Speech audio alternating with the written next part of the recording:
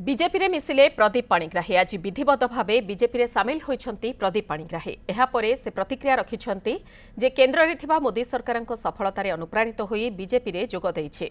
ओडिसा रे परिवर्तनर समय आसीछे। देश तथा राज्य आगोको नेबार समय आसीछे।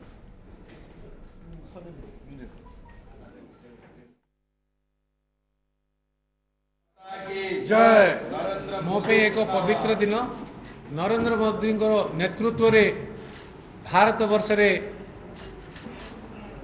जो परिवर्तन आसी जो विश्वास आज सारा जागरण सृष्टि होती भारत तथा विश्व रे भी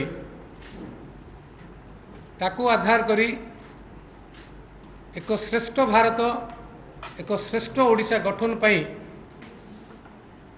समय आसी वर्तमान समय